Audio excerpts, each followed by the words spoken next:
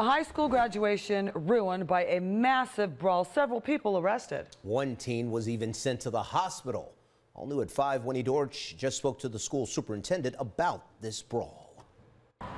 I'm told it was a beautiful ceremony. Everything went as planned. 432 students graduated. The sad part is no one expected it to end with people fighting.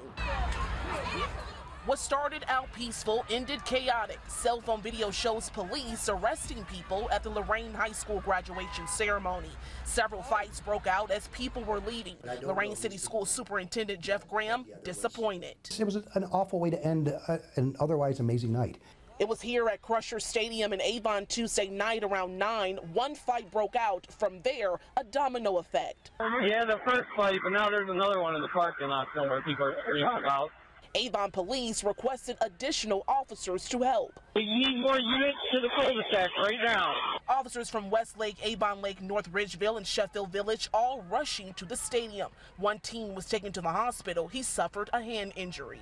A student from another district attacked one of our students outside graduation, which led to fights with our students and our alumni, with each other, so our folks. Yeah, the same person was in different fights along the way. The ceremony was held at Crusher Stadium because Lorain Stadium is under construction. Graham admits he should have planned better. I drastically underestimated the number of people we would need in the parking lots to help a dismissal. I should have had more officers there.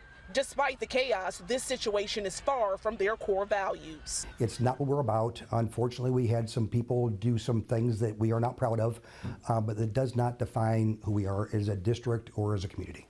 And several teens and adults were cited for disorderly conduct and released. Police say it's still unclear what even started the first fight. This is still under investigation and there could be potential charges. Here in Avon, I'm Winnie Dorch, 19 News.